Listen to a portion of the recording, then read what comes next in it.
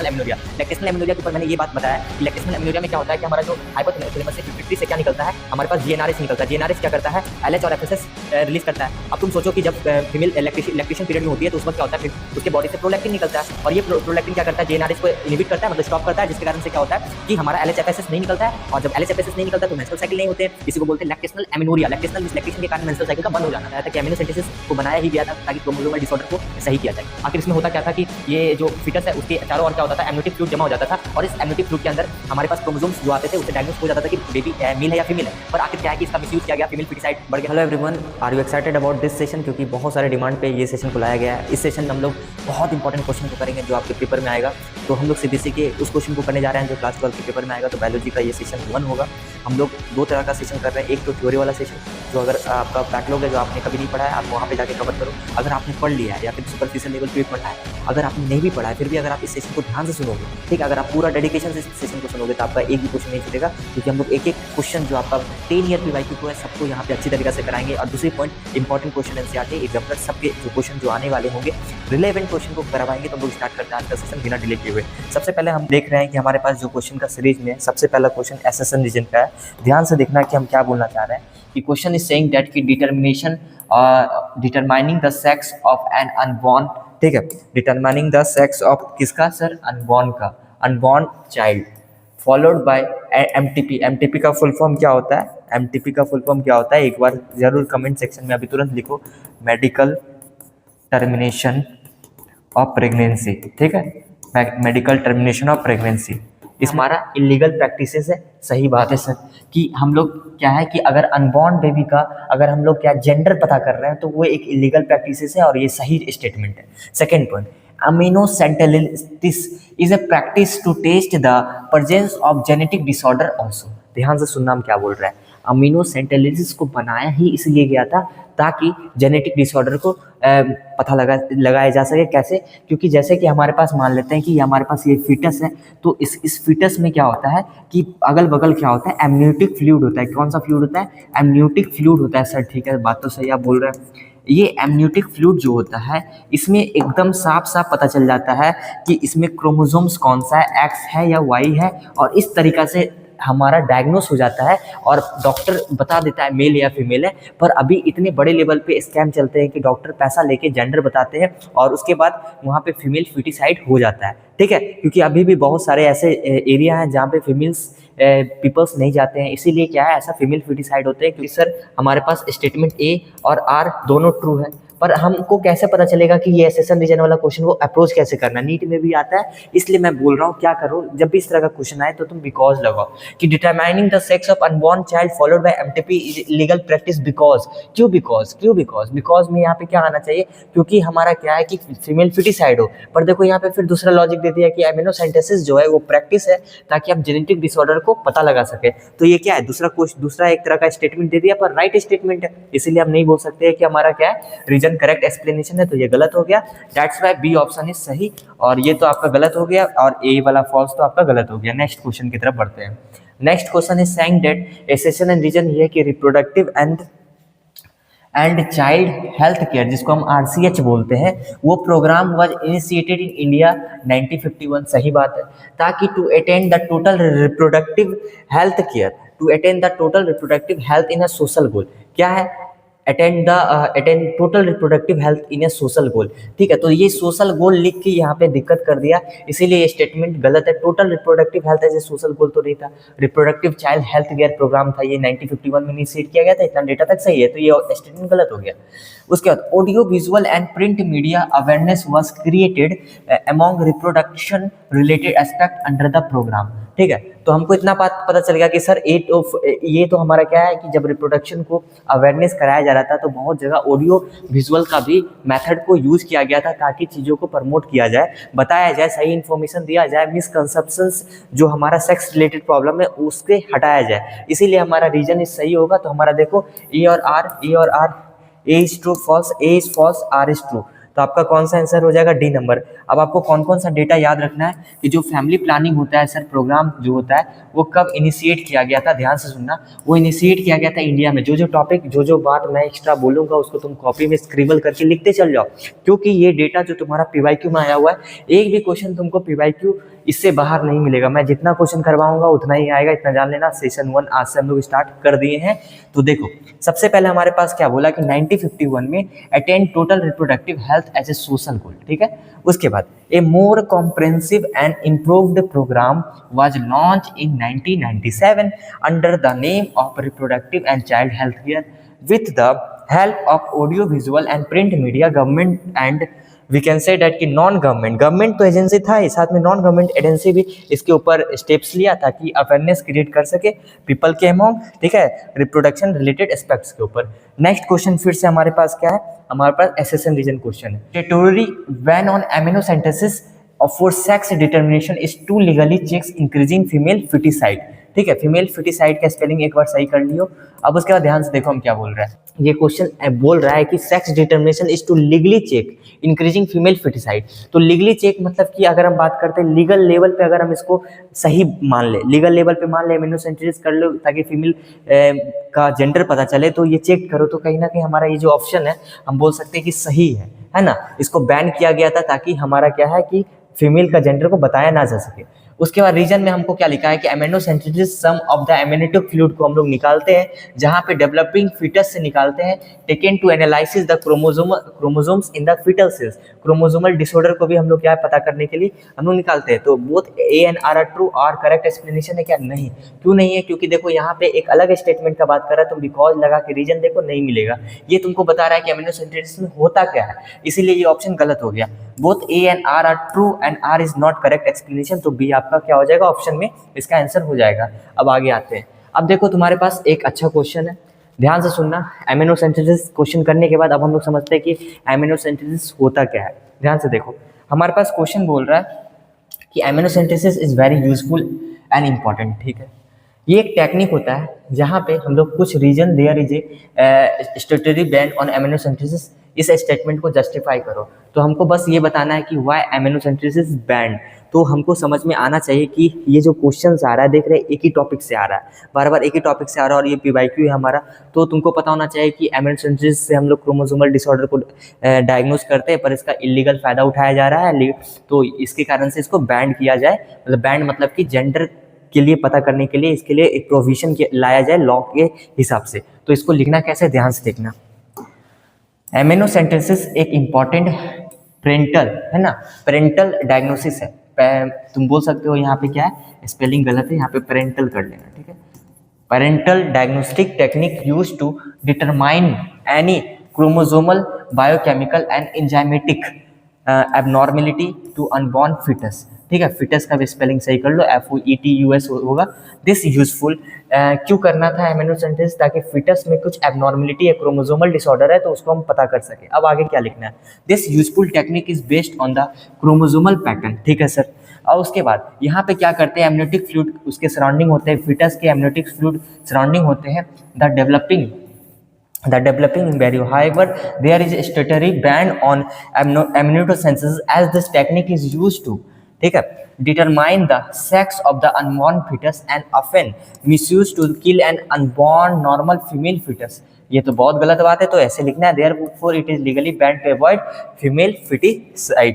इसीलिए इसको क्या है कि अवॉइड बहुत जगह क्या है बंद भी कर दिया गया था एमिनोसेंथेसिस कि ये वाला चीज़ लीगल नहीं है, क्योंकि इससे जेंडर पता करके फीमेल फिटिसाइड किया जा रहा है। पहला पॉइंट हो गया। और उसके बाद क्या कहता है, हम बस सीधा समझते हैं कि ये जो है कि इसमें डॉक्टर का भी बहुत बड़ा स्कीम होता है, ठीक है। तो हम लोग ये क्वेश्चन को समझ गए। और देखो ये कॉम्पिटेंसी बेस्ड क्वेश्चन में आता है, क्योंकि तुम देखो यहाँ पे स्टेटमेंट पूछ के ये एमिनोसेंथेसिस की तरफ तुमको लेके जा रहा है। नेक्स्ट क्वेश्चन की तरफ आते हैं। हमको देखो कैसे लॉन्ग फॉर्म में पूछा है कि हमको बताना है mention the problem that are taken care of by reproduction and child health care programme, ठीक है। सबसे पहला क्वेश्चन में क्या लिखना है, ध्यान से देखना कि सबसे पहले वी नो दैट कि reproduction and child health care programme, जिसको हम RCH बोलते हैं, programme cover wide range of reproduction related areas, ठीक है। क्रिएटिंग अवेयरनेस, क्यों मेन रोल क्या है, अवेयरनेस क्रिएट करना among people about various reproduction related aspect and providing facilities and facilities and support for building up a reproductively healthy society. Reproductively healthy society build करना है और two major task under this programme. तो RCS का main काम क्या होता है? Reproductive healthy society build करना, और ये एक बड़ा एस्पेक्ट में काम करता है। उसका फुल फॉर्म याद रखना है, reproductive child health care programme. ठीक है, अब आगे देखो इसी क्वेश्चन को देखो फिर से, ये क्वेश्चन शॉर्ट में पूछा है, आप कैसे लिखना है एमिनो सिंथेसिस। ये क्वेश्चन 2016 में आया है, 2015 में आया है। Why there is a statutory वेंस ऑन इट। तो इसको लिखना है कि amniocentesis is a parental diagnosis technique, ठीक है, use to determine sex and metabolic disorder, है ना, sex and metabolic disorder of an unborn foetus. ठीक है, अनबॉर्न फिटस। अब उसके बाद क्या लिखना है कि there is a statutory ban on amniocentesis because, क्यों सर? क्योंकि इसको मिसयूज किया जा रहा है। सबसे इंपॉर्टेंट पॉइंट ये लिखना है ताकि अनबॉर्न नॉर्मल फीमेल फिटस को क्या किया जाए? किल किया जाए ना। तो यहाँ पे लिख सकते हो कि ये फिटिसाइड है, फिटिसाइड है किसका? फीमेल का। ठीक है, अब आगे देखते हैं next point. This technique is based on the principal that amniotic fluid को निकाला जाता है कंटेन सेल्स, जिसमें एमनियोटिक फ्लूइड में कुछ सेल्स होते हैं, और ये सेल्स में क्या होते हैं? Cells of the skin of the foetus and other sources, and there are 4 can be use to determination of sex chromosomal abnormality etc। देखो होता क्या, ध्यान से देखना। जैसे ये मान लो बेबी है, ठीक है, इसके बॉडी के बहुत सारे स्किन के सेल और बहुत सारे एमनियोटिक फ्लूइड में आ जाते हैं बहुत सारे ऐसे सेल्स जिससे क्रोमोसोमल लेवल पे डायग्नोसिस किया जा सकता है। ठीक है, और ये डायग्नोसिस जो होता है इसके कारण से हम लोग एग्जैक्ट पता कर सकते हैं कि मेल है या फीमेल है, और इसी का इलीगली बोल सकते हो कि एक दुर्भाग है कि इसका फीमेल फिटिसाइड इसी के कारण किया जा सकता है। अब आगे देखते हैं। अब हमारे पास क्या है? एक implementation of better technique and new strategies are required to provide more efficient care and assistance to people. So we can say that कि why there a statutory ban on amino sensitivity। फिर से उसी question को देखो 2015 में पूछा है case, तो फिर से हम पढ़ देते हैं। better technique and new strategies provide more efficient care and assistance to people, but these are often misused by the people for their benefit। Best example of amniocentesis is amniotis is parental sex and disorder। उसके बाद क्या लिखना है? determining the test which can be used to determine any chromosomal। यही same चीज लिखा हुआ है, ठीक है, तो इसको आप पढ़ लेना। क्वेश्चन नंबर 9 में हम लोग आ जाते हैं। फिगर पे बेस्ट क्वेश्चन है, बहुत इजी क्वेश्चन है। क्वेश्चन इज सेइंग दैट कि एक ह्यूमन का male decide to adopt surgical method for contraception. Surgical method contraception का करना है, और हमको वो पॉइंट पता करना है डायग्राम में जहाँ पे करने के बाद टाई किया जाता है। तो तुमको पता होना चाहिए कि हमारे पास जो मेल्स में क्या होते हैं? वैसेक्टोटोमी होते हैं, वैसेक्टोटोमी होते हैं, जिसको किसका किया जाता है? वास्ट डिफरेंस का किया जाता है। फीमेल्स में क्या होता है? ट्यूबिक्टोटोमी होते हैं। क्या होते हैं? ट्यूबिक्टोटोमी होते हैं, जो क्या किया जाता है? हमारी बात करते हैं फेलोपियन ट्यूब, ठीक है, जिसको हम बोलते हैं ओविडक्ट भी। अब ध्यान से देखो, इसमें आपको क्या क्या पता होना चाहिए। यहाँ पे देखो जो वास्ट डिफरेंस होता है, जो तुम्हारा देखो ये वाला आपका स्ट्रक्चर है ना, वास्ट डिफरेंस का, जो यहाँ से अटैच है, ठीक है, जो यहाँ से अटैच है, और तुमको पता होना चाहिए कि ये हमारा क्या है कि टेस्टिकल से यहीं पे क्या स्पर्म का प्रोडक्शन होता है, और ये वास्ट डिफरेंस है, और ये क्यू पॉइंट क्या है? हमारा वास्ट डिफरेंस है। तो तुम्हारा आंसर क्या हो गया? Point Q. अब देखो इसमें क्या क्या पता होना चाहिए कि वैसेक्टोटोमी एक सर्जिकल मेथड होता है जो हमारा कॉन्ट्रासेप्शन में मेल्स के अंदर ये स्मॉल पार्ट कट किया जाता है, रिमूव और tied up through the small cut और on the scrotum. This prevent sperm transportation. देखो इसमें मेनली क्या होता है, ध्यान से देखना कि अगर हम बात करते हैं इस मेथड में क्या होता है, इस मेथड का बात करते हैं तो क्या क्या हमारा दिक्कत बोल सकते हो कि एक तो हमारा ये इरिवर्सिबल होता है, ठीक है, दूसरा इरिवर्सिबल के साथ क्या हो सकता है कि हमारा ये जो मेथड होता है ये सर्जिकल होता है। कैसा होता है? सर्जिकल होता है। दो बात याद रखना है, ठीक है। क्या कोई यहाँ पे आखिर सीमेन में स्पर्म नहीं आता है? क्या होता है? जो सीमेन में स्पर्म नहीं आता है उसमें नरिशमेंट जो हम सिक्रेशंस होगा ग्लैंड का वो तो रहेगा, पर सीमेन में स्पर्म नहीं आता है, इसीलिए फिर फर्टिलाइजेशन तो होगा ही नहीं। तो ये प्रोसेस क्या होता है? हमारा परमानेंट मेथड होता है, जो तुमको इसके बारे में जानना था। क्वेश्चन नंबर 10 हमारे पास क्वेश्चन इज सेइंग दैट, काफ़ी अच्छा क्वेश्चन है, और ये देखो the period abstinence by couple for family planning should be from, ठीक है, ये नेचुरल कॉन्ट्रासेप्शन के अंदर आता है। तुमको पता होना चाहिए कि जैसे कि हमारे पास जो पीरियोडिक एब्स्टेंस क्या है, ये एक ऐसा मेथड है कॉन्ट्रासेप्शन का, एक ऐसा मेथड है। पहले पीरियोडिक एब्स्टेंस अगर आता है तो इसके बारे में भी जान लो कि पीरियोडिक एब्स्टिनेंस क्या है, एक ऐसा मेथड है कॉन्ट्रासेप्शन का जहाँ पे couple should avoid intercourse from the day of 10 to 17। जैसे कि वी नो डैट कि 10 to 17 का जो डेज होता है, अगर ये ओवुलेशन पीरियड है, ठीक है, ओवुलेशन पीरियड है, ओवुलेशन पीरियड से 10 यहाँ पे 10-2 बोल सकते हो, ठीक है। मतलब कि अगर 2 दिन पहले भी अगर इंटरकोर्स हुआ है और स्पर्म का एंट्री हुआ है तो डेट मीन्स कि इसका जो लाइफ स्पेन होता है इसका तो 2 दिन का लगभग होता है, ठीक है। तो ये फर्टिलाइजेशन कर सकता है, तो इसीलिए जो पीरियोडिक एब्स्टिनेंस होता है ये एक ऐसा मेथड है जो नेचुरल कॉन्ट्रासेप्शन मेथड है, जो अगर प्रेगनेंसी कंसीव नहीं करना चाहता है तो ये मेथड के थ्रू वो प्रिवेंट कर सकता है। पर फेल्योर रेट ज़्यादा नेचुरल कॉन्ट्रासेप्शन मेथड का ही होता है। इसमें आपको ध्यान क्या रखना है कि अवॉइड, और लिखना क्या एग्जाम में, avoid intercourse from the day of 10 to 17 of the menstrual cycle because the chances of ovulation are high during this period. This period is called fertile period. Possibility of fertilization is very high. तो 10 to 17 वाला आपका option हो जाएगा, ठीक है। Very easy question, आगे बढ़ते हैं। क्वेश्चन नंबर 11, क्वेश्चन नंबर 11 में ट्यूबिक्टोटोमी के बारे में बोला है कि एक स्टरलाइजेशन प्रोसीड्योर है जो एडवाइज कर by the females terms terminal method in tubectomy. Small part of the fallopian tubes, small part of the fallopian tubes is removed or tied up blocking gamete transport thereby preventing contraception। तो तुमको हम अभी तुरंत बताए थे ट्यूबिक्टोटोमी females में होता है, फैलोपियन ट्यूब को कट किया जाता है ताकि ओवा का स्वीप ना हो सके, ठीक है ना। उसके बाद ताकि गैमेट और स्पर्म का फ्यूजन भी ना हो सके। अब उसके बाद तुमको इसमें और क्या याद रखना है, सबसे पहले हमारे पास ट्यूबिक्टोटोमी के बारे में बोला है कि स्टरलाइजेशन प्रोसीड्योर है जो फीमेल्स को एडवाइस किया जाता है, ये भी तुम्हारा इरिवर्सिबल मेथड होता है, ठीक है। तो तुमको देखो यहाँ पे ए और आर क्या है, ट्रू है, और यहाँ पे देखो ट्यूबिक्टोटोमी के बारे में बताया है और ट्यूबिक्टोटोमी को स्टरलाइजेशन मेथड के साथ साथ ये भी बताया है, रीजन भी दिया गया है कि इसमें आखिर क्यों होता है। तो रीजन दिया हुआ है, देखो स्मॉल पार्ट कट किया जाता है तभी तो प्रिवेंट करता है, एक तरह से कॉन्ट्रासेप्शन का काम करता है, ब्लॉक करता है गैमेट को। तो एसेशन और रीजन दोनों दिया हुआ है, बिकॉज लगा के तुम देख लो। तो ये करेक्ट एक्सप्लेनेशन भी है, तो इसीलिए आपका ए आंसर सही हो जाएगा। क्या क्या याद रखना है, ट्यूबिक्टोटोमी जो होता है एक स्टरलाइजेशन प्रोसीड्योर होता है advice for females as a terminal method where a small part of the fallopian tube is remove और tied up by blocking gamete preventing contraception. देखो तुम मेरा बात ध्यान से समझना, हम क्या बोलना चाह रहे हैं, हम ये बोलना चाह रहे हैं कि हम लोग जो ये स्लाइड तैयार हुआ इस बेसिस पे स्लाइड तैयार हुआ, एक तो तुम्हारा पीवाईक्यू में जो आ रहा है उससे क्या डेटा तुमको याद रहना चाहिए, क्या डेटा याद रहना चाहिए वो मैं लिख दिया, फिर इसका तुम शॉर्ट नोट्स बना लो। This is a proper short notes. तो ऐसे करके तुमको शॉर्ट नोट्स बनाना है। जो स्लाइड बनाने में लगभग मेरे को 2 से 3 दिन लग रहा था, ये सारा स्लाइड बनाने में, तुम ट्रस्ट रखो। इसलिए बोल रहे हैं कि जो यहाँ मिल रहा है वो बहुत अलग होगा, ठीक है, क्योंकि ए आईयूडी इंट्रायूट्राइन डिवाइस जिसको बोलते हैं रिकमेंडेड। आईयूडी का फुल फॉर्म क्या होता है, देखो ध्यान से,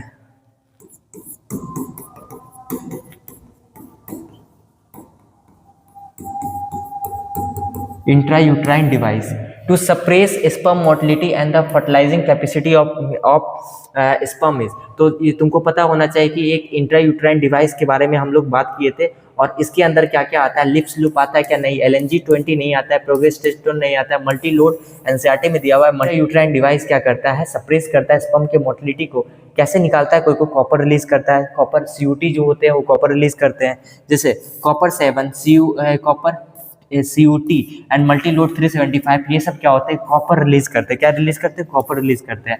और कॉपर्स के अंदर ये कैपेसिटी होता है कि वो स्पर्म के मोटिलिटी को सप्रेस करता है और स्पर्म के फैगोसाइटोसिस भी कराता है। तो स्पर्म के मोटिलिटी को सप्रेस करेगा और fertilising capacity of the sperms को डिक्रीज करता है। तो ये तुम्हारा क्वेश्चन था। तो नेक्स्ट क्वेश्चन यहाँ से हम लोग कंटिन्यू करते हैं। तो question is saying that, question number 11 का बात करते हैं। तो name any 2 copper releasing intrauterine device, state 2 reasons that make them effective contraceptive. फिर से बता रहे हैं कि कॉपर रिलीजिंग हमारे पास जो भी था कॉन्ट्रासेप्शन जहाँ पे कॉपर रिलीज होता था जो सप्रेस करता था स्पर्म का मोटिलिटी, ठीक है। तो ये प्रोसेस होता था जिसके कारण से कॉपर रिलीजिंग ये इफेक्टिव है। तो 2 कॉपर रिलीजिंग का एग्जाम्पल तुम लिख देना, कॉपर T, उसके बाद मल्टी लोड 375, उसके बाद कैसे लिखना, कॉपर रिलीजिंग, सेकंड का आंसर। सेकंड मतलब कि सेकंड क्वेश्चन के 2 रीजंस क्यों आखिर ये इफेक्टिव है, क्योंकि ये consider an effective contraceptive for human in females as they copper ions release करता है by the suppress sperm motility. और जब कॉपर आयन निकलता है तो वो स्पर्म के मोटिलिटी को सप्रेस करता है, और इसी रीजन है कि, और ये कैपेसिटी देता है कि स्पर्म्स के मोटिलिटी की कैपेसिटी को घटाता भी है, उसके मोटिलिटी मतलब उसको फर्टिलाइजेशन होने से रोकता है। अब आगे देखते हैं नेक्स्ट, ध्यान से देखो, हमारे पास बोला है कि explain the mode of action of contraceptive pills, ठीक है। उसके बाद हमको क्या बोला है कि taken by humans females, mention the schedule to be followed by effective outcomes. तो कॉन्ट्रासेप्शन पिल्स जो होता है वी नो डैट कि वो एस्ट्रोजन और प्रोजेस्टेरोन के कॉम्बिनेशन से बनता है, और ये जो पिल्स होता है ये बेसिकली करता क्या है कि हमारा जो लेयर होता है इंडोमेट्रियम, ठीक है, इंडोमेट्रियम बोल सकते हो, एक 3 लेयर होता है ना, इंडोमेट्रियम, पेरीमेट्रियम, मायोमेट्रियम। तो इंडोमेट्रियम के लेयर में जो साइक्लिकल मेंस्ट्रुअल चेंज होता है उसके चेंजेस को ये क्या करता है, चेंज कर देता है। तो जो बॉडी का रिदमिक साइकिल है, मेंस्ट्रुअल साइकिल है, अगर उसी के चेंजेस को कर दिया जाए तो ओव्यूलेशन का जो डे है वो आगे आएगा, मतलब कि जो डेट ऑफ ओव्यूलेशन होना चाहिए एक्चुअल वो डेट ऑफ ओव्यूलेशन नहीं आएगा, जिसके कारण से फर्टिलाइजेशन नहीं होगा और स्पर्म के एंट्री को भी रोकता है।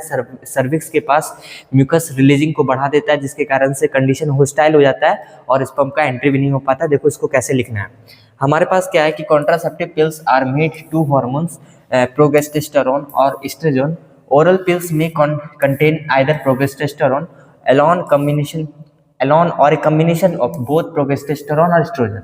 They are high and effective contraceptive value, which helps to prevent pregnancy by altering menstrual cycle hormones. They usually inhibit ovulation in females, changes the quality of cervical mucus, जो अभी बताएं। और उसके बाद क्या करेगा, डिफिकल्ट होगा, जिसके कारण से स्पर्म एंटर नहीं करेगा सर्विक्स में और prevent implantation of the fertile egg. उसके बाद pills have to taken daily for a period of 21 days starting preferably within the first 5 days of menstrual cycle after a gap. देखो यहाँ पे एक बहुत इंपॉर्टेंट पॉइंट है, फिर से सुनना। जो पिल्स है, अगर हम बात करते हैं पिल्स का, तो इसमें एक पॉइंट का याद रखना है कि pills have to taken daily for a period of 21 days, ठीक है, 21 डेज तुम डेली लेना है। उसके बाद starting preferably within the first 5 days of menstrual cycle after a gap of 7 days during which menstruation occur, it has to be repeated. अगर देखो अब क्या है कि अगर इसको कॉन्ट्रासेप्शन को रिपीट करना है तो क्या है, मेडिसिन को कंटिन्यू रखना है, तो यहाँ पे ये भी लिखना है it has to be repeated in same pattern till the female desire to be prevent contraception. जब तक कॉन्ट्रासेप्शन को जारी रखना है, जब तक मेडिसिन को भी जारी रखना है। Name and explain the surgical contraceptive method that can be adopted by the male partner of a couple। तो ये वही क्वेश्चन है कि मेल पार्टनर और फीमेल में क्या होता है। तो इसको बार बार देखो, एक ही क्वेश्चन आ रहा है, हम तो बार बार बोल रहे हैं कि जो थोड़ा सा लैंग्वेज का फोल्ड है, बाकी क्वेश्चन एक ही आ रहा है। वास्ट डिफरेंस मींस वैसेक्टोटोमी, ठीक है। उसके बाद फैलोपियन ट्यूब, ठीक है। तो वास्ट डिफरेंस यहाँ पे कट किया जाता है, यहाँ फैलोपियन ट्यूब को कट किया जाता है। कैसे लिखना ध्यान से देखना। सबसे पहले कि ये क्या है, सर्जिकल मेथड है, सर्जिकल कॉन्ट्रासेप्शन मेथड है, जहाँ पे स्टरलाइजेशन होता है। Method adopted by the male's partner of couple is vasectomy, is block gamete transport and int method। ये एक परमानेंट मेथड है, रिवर्सिबल नहीं होता, मैंने बार बार बोला है। और बर्थ कंट्रोल इन वैसेक्टोटोमी में करते क्या है, यहाँ से देखो प्रोसेस है। Small part of the vas deferens is removed and tie up through the small cut on the scrotum to prevent the, देखो यहाँ पे इस रीजन में क्या होता है, वास डिफरेंस जो कट होता है तो यहीं पे कट करके क्या किया जाता है, ये इसको कट किया जाता है, ताकि क्या है कि यहाँ से जो स्पर्म का फॉर्मेशन होता है, यू नो डेट की टेस्टिकल्स में निकलता है, तो वो स्पर्म का प्रोडक्शन क्या है कि आगे रीच ही नहीं करेगा, तो सीमेन में स्पर्म आएगा ही नहीं। जब उसमें क्या आएगा, सिर्फ नरिजमेंट आता है, जो ग्लैंड्स का नरिजमेंट आता है, ठीक है। तो अब इसमें एक क्वेश्चन और है कि क्या इसमें किसी भी तरीका का जो इंटीमेसी है, इंटीमेसी मतलब कि जो डिजायर है, क्या उसमें कोई प्रॉब्लम होगा, हार्मोन का फ्लक्चुएशन होगा, कोई फ्लक्चुएशन नहीं होगा, सारा चीज़ नॉर्मल होगा, सिर्फ सीमेन में स्पर्म नहीं आएगा, ठीक है। अब आगे देखते हैं। Prevent passage of sperms, this technique is highly effective but reversible is very poor. इसका रिवर्सिबल क्या है, बहुत पुअर होता है। हमारे पास है कि explain the mode of action of copper T, ठीक है, यहाँ पे कॉपर टी है। उसके बाद बोला है कि releasing IUD as good contraceptive, how is hormone. देखो फिर से वही घुमा के पूछा है, पर सेकंड क्वेश्चन थोड़ा सा इंटरेस्टिंग है कि why Saheli is preferred as contraceptive by women. तो तुम देखोगे कि क्वेश्चन हर वक्त थोड़ा थोड़ा अलग आया है, पर थोड़ा थोड़ा कॉन्सेप्ट अलग अलग है, ठीक है। बाकी कुछ क्वेश्चंस में जो डेटा यूज हो रहे हैं वो कॉमन है। तो तुमको पता होना चाहिए कॉपर टी रिलीज करते हैं आईओडी, इसको पढ़ देते हैं क्योंकि इसको समझा चुके हैं। Consider as effective contraceptive for humans female because copper ions released by them suppress sperm motility and fertilizing capacity of the sperm. On the other hand, hormones releasing iodine make the uterus unsuitable, जो अभी मैंने बोला, implantation and cervix hostile to the sperms। और second हमारे पास question है why is सहेली preferred as contraceptive by women, any two reasons। तो तुमको ध्यान से सुनना, शहरी जो ड्रग्स था, इससे पहले जो ड्रग्स बना हुआ था वो स्टेरॉइडल ड्रग्स था। पर जो CDRI मतलब सेंट्रल ड्रग्स रिसर्च इंस्टीट्यूट, तुम लिख लो अपने कॉपी में कि इसका फुल फॉर्म भी आ सकता है CDRI, ठीक है, CD सेंट्रल ड्रग्स रिसर्च, ठीक है, इंस्टीट्यूट।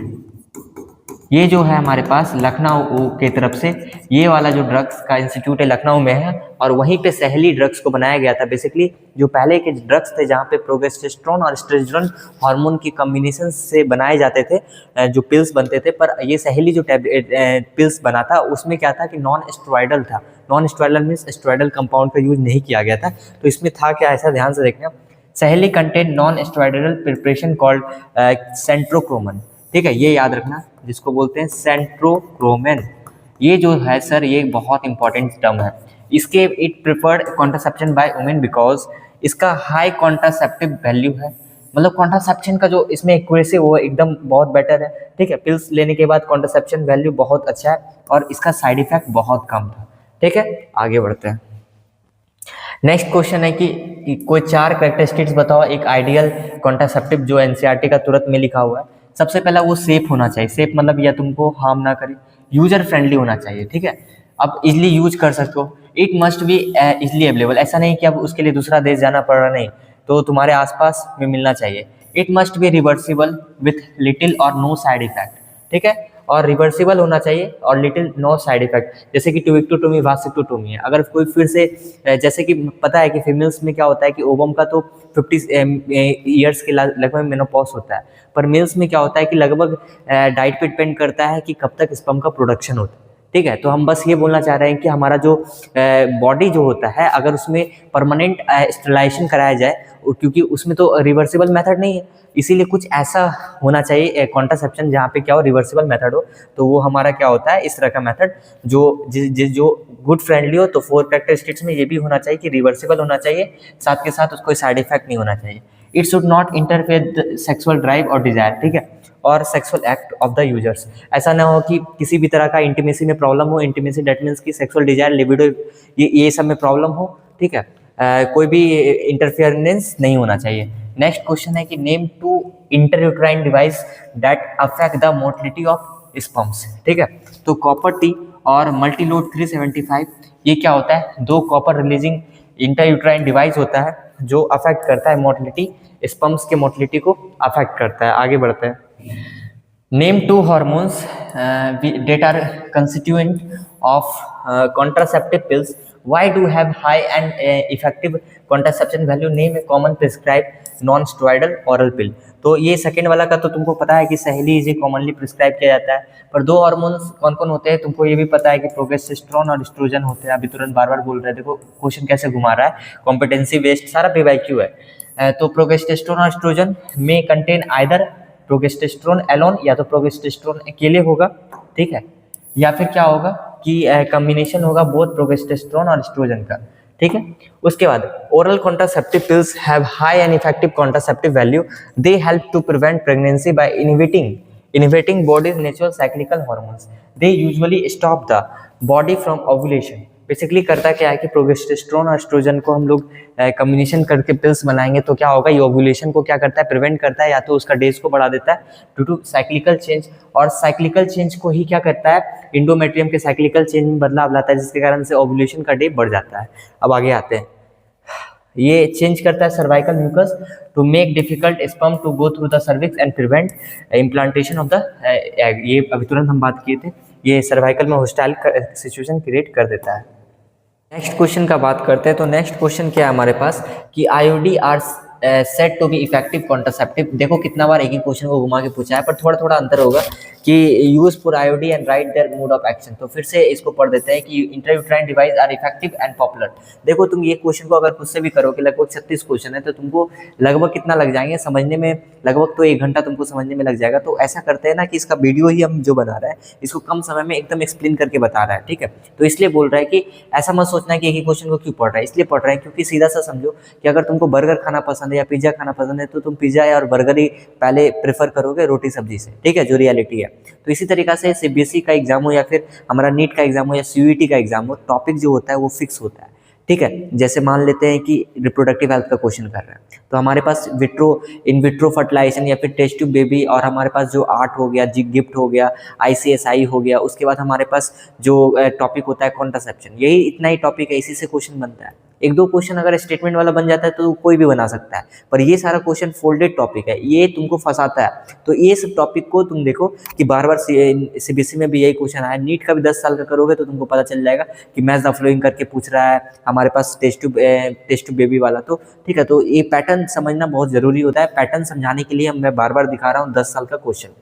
तो देखो यहाँ पे क्या है कि method of birth control to commonly IOD, जैसे कि हमारे पास है कॉपर रिलीजिंग में कॉपर टी और CU7 copper and hormone releasing. एक तो तुम्हारे पास ध्यान से देखो इसमें कुछ नया सीखने को मिलेगा। आईओडी जो हमारे पास होता है वो दो तरह का होता है, एक हमारे पास होता है हार्मोन रिलीजिंग, एक होता है कॉपर रिलीजिंग। ठीक है, जो सर हमारे पास हार्मोन रिलीजिंग होता है वो क्या कैसे काम करता है, कॉपर रिलीजिंग कैसे काम करता है। कॉपर तो सप्रेस करता है स्पर्म मोटिलिटी को, ठीक है, सप्रेस करता है मोटिलिटी को, और फैगोसाइटोसिस करता है स्पर्म का, फैगोसाइटोसिस करता है स्पर्म का। फैगोसाइटोसिस का मतलब क्या होता है, किल करना, ठीक है, स्पर्म को या उसके मोटिलिटी को कम करता है। हार्मोन रिलीजिंग कैसे काम करता है, हमको पता है कि इसके साइक्लिकल चेंज कर देता है, साइक्लिकल चेंज कर देता है, मतलब कि डे ऑफ ओवुलेशन को इंक्रीज कर देता है, डे ऑफ ओवुलेशन में ये एयरफेयर कर देता है। ठीक है, तो ये इंपॉर्टेंट पॉइंट है जो तुमको पता होना चाहिए। ठीक है, अब देखो इसको लिखना कैसे है। Copper releasing IOD are consider as by them suppressing sperm motility fertilization capacity of the sperms. On the other hand जो हार्मोन होता है वो मेक क्या करता है, uterus make the uterus hostile, we can say that कि unsuitable लिखा हुआ है ताकि इम्प्लांटेशन ना हो जाए, सर्विक्स होस्टाइल हो जाता है टू द स्पर्म्स, क्योंकि वहाँ म्यूकस भी बहुत रिलीज हो जाता है। अब second point, when is sterilization advised to married couple, how it is carried out in humans male and female respectively। तो एडवाइस कब किया जाता है, तो advice to the males couple who already have children, जिसको चिल्ड्रन हो गया है, बच्चा हो गया है, do you wish to have any more, जिसको अब बच्चा नहीं चाहिए उसके लिए ये एडवाइस किया जाता है, डॉक्टर करते हैं। ये एक सर्जिकल मेथड होता है जहाँ पे स्टेरिलाइजेशन किया जाता है। Advice to human males and females are vasectomy and tubectomy respectively, जो बता दिए। वैसेक्टोटोमी में क्या करता है, ट्यूबिक्टोटोमी में क्या करता है, देखो tied up small part of the, और ट्यूबिक्टोटोमी का बात करते हैं तो small part of the fallopian tube को रिमूव किया जाता है, उसको टाई अप किया जाता है, स्मॉल कट लगाया जाता है इन द एब्डोमिनल और थ्रू द वेजाइना, वेजाइना के थ्रू। और अब उसके बाद देखो बोथ इन वैसेक्टोटोमी और ट्यूबिक्टोटोमी आर परमानेंट बर्थ कंट्रोल। ठीक है, आगे आते हैं। नेक्स्ट क्वेश्चन है हमारे पास कि हमारा जो गवर्नमेंट है has intentionally impose strict condition of for MTP in our country, justify giving a reason. देखो 2017 का क्वेश्चन है, इसी को बोलते हैं कॉम्पिटेंसी बेस्ड क्वेश्चन, कैसे करके पूछा गया है। तो इसमें कैसे लिखना है हम पता होना चाहिए। ठीक है, एमटीपी का फुल फॉर्म क्या होता है, मेडिकल टर्मिनेशन ऑफ प्रेगनेंसी। तो हम बोल रहे थे कि तुम जब नीट का या कोई भी कंपटीशन एग्जाम का जब तैयारी करोगे ना, तो तुम्हारा भी जो स्पेलिंग है उसका वॉट लगेगा, क्योंकि स्पेलिंग मैटर थोड़ा ना करता है। वहाँ पे ऑप्शन जब तुम 1 साल 1.5 साल जब तुम इसी में जब टेस्ट सीरीज दोगे तो तुम्हारा स्पेलिंग का वॉट लगेगा, स्पेलिंग तुम्हारा बहुत एरर होगा।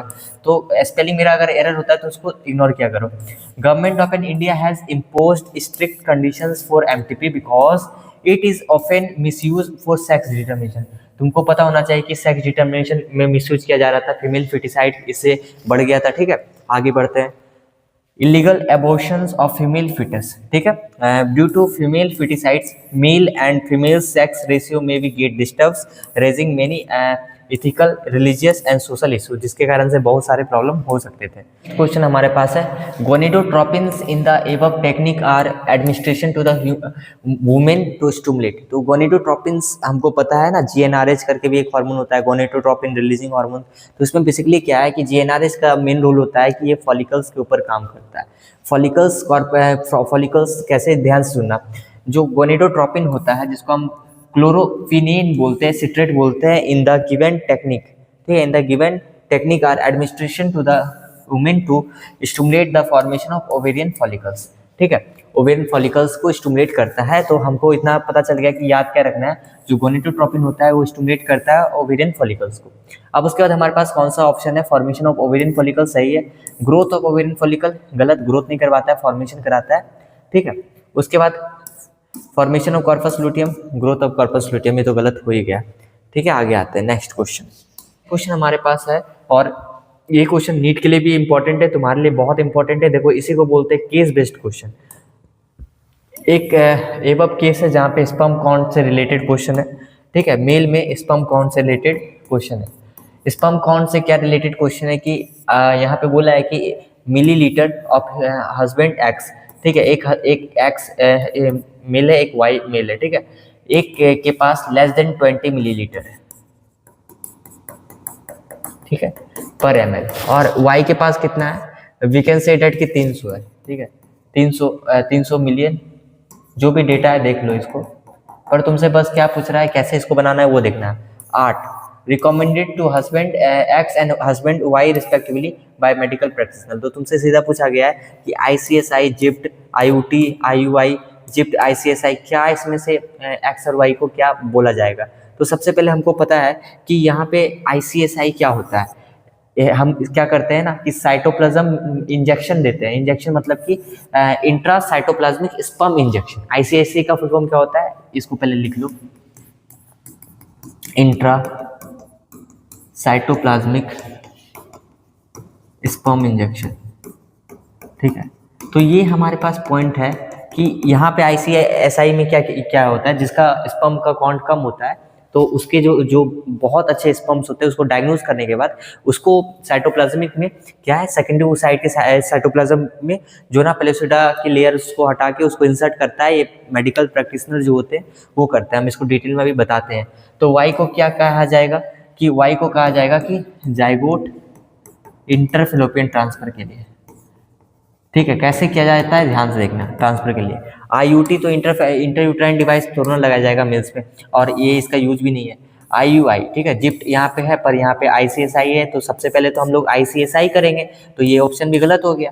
फिर उसके बाद हमारे पास है जाइगोट इंटरफेलोपियन ट्रांसफर। जाइगोट वाला क्यों करना है भाई, ठीक है, और ये वाला भी गलत हो गया। तो हमारे पास ICSI सबसे पहले स्पर्म काउंट कम है तो ICSI हम प्रैक्टिस डॉक्टर प्रिस्क्राइब करेगा, फिर बोलेगा कि ICSI करना है इसका। फिर जिप्ट का बात क्यों कर रहे हैं, क्योंकि हमारे पास जाइगोट इंटरफेलोपियन ट्रांसफर करना होता है। दैट मीन्स कि यहाँ पे 8 सेल स्टेज में लेबोरेटरी में ही उसको डेवलप किया जाता है, जाइगोट बनाया जाता है, उसके बाद उसको 8 सेल स्टेज, उसके बाद उसको फेलोपियन ट्यूब में ट्रांसफर किया जाता है। कैसे लिखना है, क्या याद रखना है, ध्यान से देखो। In the given case 8 recommended to husband X should be intertrans cytoplasmic sperm injection due to low count of sperm, ठीक है, production, and ZIFT is recommended to husband Y, ठीक है। तो इतना डेटा तुमको पता होना चाहिए। आगे बढ़ते हैं। Generally, before the implantation of the embryo, the woman is administered progesterone in the procedure to make the। तो सबसे पहले तुमको पता होना चाहिए कि generally before implantation of the embryo the women is administration progesterone in the procedure to make the endometrium of the uterus receptive. ये तो पहला ही ऑप्शन सही बोल दिया है। अगर यहाँ पे देखो, यहाँ पे लेयर को बदलेगा, एंडोमेट्रियम में पेरीमेट्रियम या मायोमेट्रियम कर देगा, तो तुमको यहाँ समझना है कि ये तुम्हारा ह्यूमन रिप्रोडक्शन से कम्बिनेशन करके क्वेश्चन बनाया है कि ह्यूमन एंडोमेट्रियम को रिसेप्टिव बनाने के लिए यहाँ पे क्वेश्चन में देखो, फिर से मैं बता रहा हूँ कि यहाँ पे बोला गया generally before the implantation of embryo of the woman is administration of progesterone को इंड्यूस कराया गया in the procedure to make the endometrium को रिसेप्टिव बनाने के लिए, ताकि एंडोमेट्रियम ज्यादा रिसेप्टिव बन जाए, ताकि इम्प्लांटेशन ज्यादा अच्छा से हो सके। देखो यहाँ पे इस ऑप्शन में मायोमेट्रियम लिखा हुआ है तो ये ऑप्शन गलत हो गया, पेरीमेट्रियम भी लिखा रहेगा तो ऑप्शन गलत हो जाएगा, ठीक है। अब देखो ज्यादा बोलने के बाद थोड़ा नेक में स्टिफनेस आ जाता है और उसके बाद पेन होता है, ठीक है, तो कोई प्रॉब्लम नहीं है, पर क्वेश्चन होते रहना चाहिए, ठीक है, अच्छी तरीके से होते रहना है। ध्यान से देखो क्या बोलना चाह रहा है। The women is administrated progesterone, उसके बाद before the implantation of embryo as it is essential for maintenance of endometrium uterus which is necessary for implantation of fertile ovum and their events pregnancy, this prevent menstruation, ठीक है। अब उसके बाद हमारे पास क्या है कि इंडोमेट्रियम को मेंटेन करने के लिए प्रोजेस्टेरोन को इंड्यूस करना बहुत जरूरी है, ठीक है, तो यही इसका आंसर है। आगे बढ़ते हैं। नेक्स्ट क्वेश्चन हमारे पास क्या है, ध्यान से देखना। The technique that would be use in implant the embryo in case of oviduct of the women are blocked by the obstruction of, ठीक है। तो ध्यान से देखो, ये बहुत अच्छा क्वेश्चन है हमारा कि इसमें से तुम्हारा बोल रहा है कि गिफ्ट में क्या ऐसा होता है क्या, तो ऐसा टेक्निक के बारे में बताओ जो यूज करते हैं implantation of embryo in case of oviduct. Oviduct में जब वुमेन्स का ओविडक्ट में क्या होता है कि ब्लॉक आ जाता है, तो इस केस में क्या किया जाता है, ध्यान से देखना। तो यहाँ पे हमारे पास क्या जाता है, IUT है ना, इंट्रा यूट्राइन ट्रांसफर। गिफ्ट तो नहीं कराया जाएगा यहाँ पे, तो इंट्रा IUI तो गलत है, ठीक है, IUT ही कराया जाता है, ठीक है। अब उसके बाद आगे देखते हैं ICSI। ICSI क्यों करना है, स्पर्म काउंट यहाँ पे थोड़ा ना गड़बड़ हो रहा है, तो ये भी गलत हो गया। उसके बाद intra uterine transfer is the technique, उसमें क्या क्या याद रखना है तुमको, जहाँ पे यूज किया जाता है implant to the embryo with more than 8 blastomer in case of oviduct of the women's are blocked by the obstruction। तो इस केस में क्या किया जाता है, हमारे पास 8 ब्लास्टोमियर्स, जो तुम्हारा कॉन्सेप्ट है जो तुमको याद रखना है, ध्यान से देखना कि would be used to implant embryo in then more than 8 blastomer in case of oviduct, जहाँ पे क्या है कि ब्लॉक्ड हो जाए, तो इस केस में 8 ब्लास्टोमर के फॉर्म में हमारे पास क्या किया जाता है, इंट्रायूट्राइन ट्रांसफर किया जाता है, ठीक है। अब आगे देखते हैं, हमारे पास क्वेश्चन नंबर 23 है, तो 22 क्वेश्चन लगभग कर चुके हैं। तो बार बार देखो क्वेश्चन मैं ये दिखाना चाह रहा हूँ कि रिपीट हो रहा है। रिपीट मतलब कि रिपीट होने का मतलब कि एक ही टॉपिक से बार बार आते जा रहा है। जैसे कि हमारे पास नेक्स्ट क्वेश्चन है जो थोड़ा नया टाइप का है, what are the basic step followed in the assisted reproductive technology. तो तुमसे अगर क्वेश्चन आ जाता है आर्ट का फुल फॉर्म क्या है, तो तुम बोलोगे असिस्टेड रिप्रोडक्टिव टेक्नोलॉजी। पहला क्वेश्चन MCQ में अगर आता है तो प्रोग्राम जो हेल्प करता है childless people, why it is known as test tube baby programme. इसको टेस्ट ट्यूब बेबी प्रोग्राम बोलते क्या है। तो सबसे पहले अगर हम तुमसे पूछे कि इसमें होता क्या क्या है, तो तुमको पता है कि आर्ट के अंदर हमारे पास क्या क्या आता है, ICSI, उसके बाद हमारे पास जिप्ट, ठीक है, उसके बाद AI मींस आर्टिफिशियल इंसेमिनेशन, सब तो इसी के अंदर आता है। तो असिस्टेड रिप्रोडक्टिव टेक्नोलॉजी जो होता है उसके अंदर क्या होते हैं, स्पेशल टेक्निक होते हैं जिसके माध्यम से childless couple such as in vitro fertilisation, gamete intrafallopian transfer, intracytoplasmic sperm injection, ये सब का फुल फॉर्म लिख लेना। आर्टिफिशियल इंसेमिनेशन टेक्निक, ये सब आता है। फिर तुम्हारा नेक्स्ट पॉइंट लिखना है कि कौन सा स्टेप्स फॉलो करता है आर्ट असिस्टेड रिप्रोडक्टिव टेक्नोलॉजी। तो इसमें क्या क्या लिखोगे, सबसे पहले क्या करेगा, कलेक्शन करेगा स्पर्म का, मतलब गैमेट का और ओवम का। सेकंड क्या करेगा, उसको लेबोरेटरी में उस कंडीशन में देगा जो कंडीशंस फीमेल्स के बॉडी में होता है, और वो कंडीशन लेबोरेटरी में देके उसको एम्ब्रियो फॉर्मेशन करेगा, ठीक है। तो ये कुछ स्टेप्स है, क्या क्या लिखना है ध्यान से देखना। कलेक्शन ऑफ गैमेट, एग और sperm from the donor parents, ठीक है। फिर फ्यूजन कराएगा गैमेट का और उससे एम्ब्रियो बनाएगा in the laboratory in similar condition. Next बहुत इंपॉर्टेंट है, फिर ट्रांसफर करेगा embryo into the female reproductive. और यहाँ पे तुमको समझना क्या है, फीमेल रिप्रोडक्टिव सिस्टम, अगर एम्ब्रियो 8 ब्लास्टोमियर का रहा, ठीक है, तो उसको कहाँ पे ट्रांसफर करेगा, फेलोपियन ट्यूब। मतलब कि सर 8 ब्लास्टोमियर का रहा ना एम्ब्रियो, 8 ब्लास्टोमियर्स का रहा जाइगोट बनने के बाद, तो उसको तो फेलोपियन ट्यूब में करना है, ठीक है। सर मोर देन 8 कहाँ पे होता है, यूट्रस में होता है। कहाँ पे क्या ट्रांसफर करेगा, यूट्रस में, ठीक है। तो ये जो हमारे पास है 8 ब्लास्टोमियर और फीमेल यूट्रस में करेगा मोर देन। अब आगे क्या लिखना है, आर्ट एक टेक्निक है जिसके माध्यम से in vitro fertilisation is also known as test tube baby, ठीक है, प्रोग्राम, जहाँ पे fertilization is carried out outside the body in almost similar condition as the body, ठीक है। तो ये फर्टिलाइजेशन तुम्हारा आउटसाइड बॉडी किया जाता है, जिस कंडीशन में बॉडी के अंदर होता है वो फर्टिलाइजेशन को आउटसाइड द बॉडी में कराया जाता है। This is called ART, this is test tube baby programme. आगे आते हैं नेक्स्ट क्वेश्चन की तरफ। तो after the brief medical examination एक हेल्दी कपल मेल और फीमेल डॉक्टर्स के पास गया और वहाँ पे बताया, तो उसको पता चला कि उसके दोनों क्या किसी भी तरह का फंक्शनल गैमेट प्रोड्यूस नहीं कर पा रहे थे। तो क्या उसको आर्ट की तरफ देखना चाहिए, ठीक है।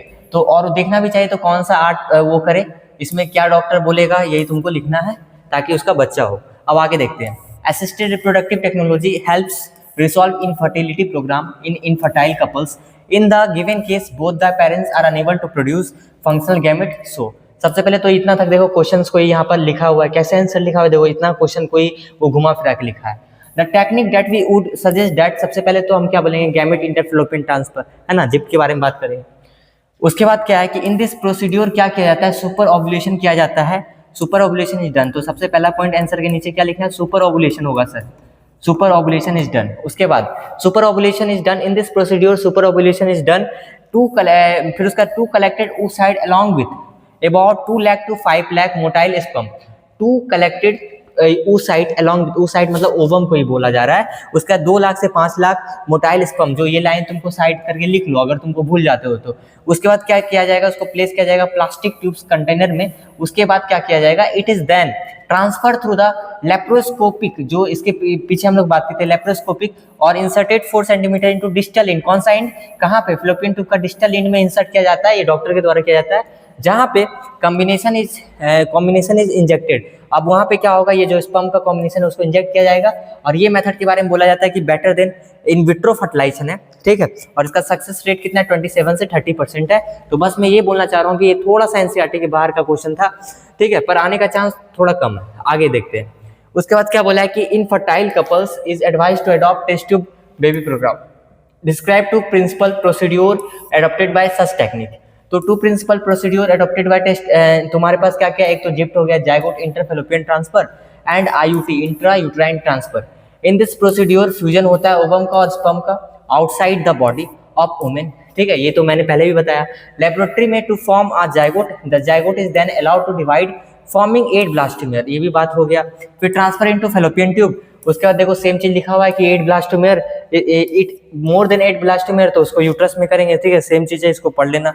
और फिर ये ईटी के माध्यम से जाएगा, इम्बेरियो ट्रांसफर के माध्यम से, ये सेम कंडीशन बॉडी में दिया जाएगा। आगे आते हैं, why is in vitro fertilisation is name, state important, distinguish between GIFT and ZIFT, ठीक है। तो सबसे पहले in vitro fertilisation is assisted reproductive technology, जो बार बार बोले अभी। इसमें भी क्या है, कलेक्शन किया जाता है, ये तो हो गया ओवम, ये तुमको पता होना चाहिए। इन विट्रो फर्टिलाइजेशन एक बार फिर से मैं पढ़ देता हूँ कि कुछ छूटा नहीं जाए। मेल आउटसाइड द फीमेल, ये सारा चीज मैंने बताया। इन विट्रो फर्टिलाइजेशन एक इंपॉर्टेंट टेक्निक है जहाँ पे हेल्प्स टू ओवरकम इनफर्टिलिटी, ठीक है, बोथ मेल एंड फीमेल। आगे आते हैं, गिफ्ट क्या होता है, इसका मतलब क्या होता है, गैमेट इंटरफेलोपियन ट्रांसफर। इसमें क्या होता है, ट्रांसफर होता है ovum from donor into the fallopian tubes of another females who can not produce suitable environment for the fertilisation, जो क्या है सुटेबल इन्वायरमेंट फर्टिलाइजेशन के लिए प्रोवाइड नहीं किया जा कर सकते, उसके लिए गिफ्ट किया जाता है। गिफ्ट मतलब कि gamete intrafallopian transfer and further development. However ZIFT is used to zygote intrafallopian transfer. ये क्या है तुम्हारा, ये गैमेट इंटरफेलोपियन ट्रांसफर है, ये क्या है जाइगोट इंटरफेलोपियन ट्रांसफर। इसमें क्या होता है, ध्यान से देखना, ova from wife females and sperms from husband donor male are induced to form zygote, ठीक है। लेबोरेटरी के अंदर जाइगोट बनाया जाता है, ओवा और स्पर्म को फ्यूज किया जाता है और जाइगोट बनाया जाता है, इसलिए इसको जाइगोट इंटरफेलोपियन ट्रांसफर बोलते हैं। ये zygote allowed to divide 8 blastomere, उसको ट्रांसफर किया जाता है फेलोपियन ट्यूब में। और गैमेट इंटरफेलोपियन ट्रांसफर में सीधा सा क्या होता है कि transfer ovum from donor into the fallopian tube, ठीक है। एंड अनदर फीमेल्स, जैसे कि फीमेल्स, कोई फीमेल्स क्या ओवम प्रोड्यूस नहीं कर पा रही है तो कोई अनदर फीमेल उसको गिफ्ट करती है एज ए ओवम, इसलिए हम उसका नाम गिफ्ट रख देते हैं। समझ में आया। नेक्स्ट हमारे पास क्वेश्चन क्या है कि explain the technique use in test tube baby programme. तो हमको पता है अभी तुरंत जिप्ट के बारे में पढ़े, जिप्ट के बारे में पढ़े और गिफ्ट के बारे में पढ़े, ठीक है। अब IUI के बारे में देख लो, ये वाला तो अभी तुरंत पढ़े। ये यूट्राइन इंसेमिनेशन होता है, ऐसा टेक्निक जहाँ पे सीमेन को कलेक्टेड किया जाता है हस्बैंड से और हेल्दी डोनर से, आर्टिफिशियली इंड्यूस किया जाता है वेजाइना ऑफ द यूट्रस, ठीक है। क्वेश्चन इज सेइंग दैट कि why do doctor suggest that some married couples is go for IVF, explain the steps carried in the process of IVF। सबसे पहले समझना कि इन विट्रो फर्टिलाइजेशन जो है, ये फिर से वही क्वेश्चन है, थोड़ा घुमाया हुआ है। मोस्ट कॉमन फर्टिलिटी ट्रीटमेंट है suggest by the doctor by the married couple. तो इन जो IVF है वो मोस्ट कॉमन ट्रीटमेंट है उसके लिए जो क्या है इनफर्टाइल कपल्स होते हैं। ये टेक्निक में क्या होता है कि them concept quickly at the right time, it is complex range of procedure use. Process तो कॉम्प्लेक्स है पर क्या है कि किसी भी इनफर्टाइल कपल्स के लिए भी ये प्रोसेस कराया जाता है और ये क्विकली कंसीव करने का प्रोसेस होता है, जिससे क्या होता है फर्टिलिटी और प्रिवेंट होता है और बहुत सारे जेनेटिक डिसऑर्डर भी प्रिवेंट होते हैं conception of the child. IVF क्या है कि in vitro fertilisation is associated reproductive technology, जो बता चुके हैं, जहाँ पे ओवम और स्पर्म को डन आउटसाइड द बॉडी, यहाँ पे बॉडी होगा और फीमेल इन ऑलमोस्ट सिमिलर कंडीशन दिया जाता है लेबोरेटरी में, और वहाँ पे क्या बनाया जाता है जाइगोट बनाया जाता है। Zygote is then allowed to divide formation of blastomere, उसके बाद ट्रांसफर किया जाता है फेलोपियन ट्यूब में, जिसको जिप्ट बोल रहे हैं। If the embryo is more than 8 blastomere तो उसको हम IUT करेंगे, इंट्रायूट्राइन ट्रांसफर करेंगे। तो यही हमारा प्रोसेस था। देखो बार बार एक ही क्वेश्चन को कैसे पूछ रहा है। उसके बाद ये वाला क्वेश्चन इसके साथ है।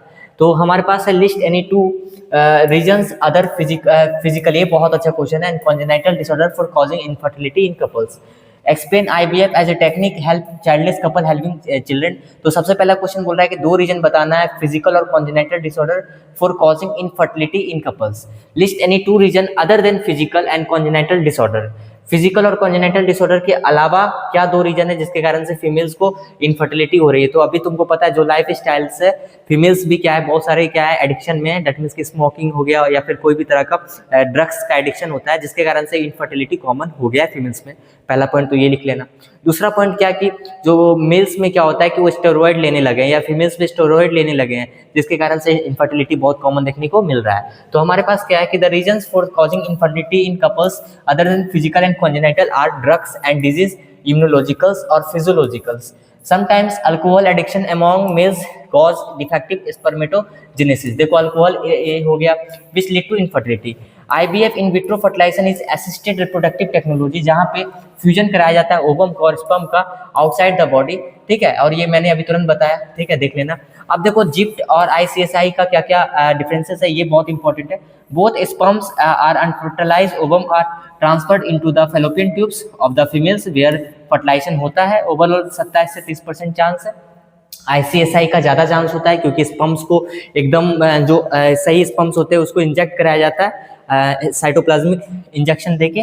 तो यहाँ पे साइटोप्लाज्मिक इंजेक्शन दैट मीन्स कि ओवम में इंजेक्ट कराया जाता है जोना पेलोसिडा का लेयर को हटा के। अब कैसे हटाता है, ये एक प्रोसेस होता है। तो spermatozoons spermatid is directly injected into the cytoplasmic of the oocyte by puncturing zona pellucida. ये पॉइंट लिख दोगे तो बहुत अच्छा है। ओवरऑल इसका 20 से 40%।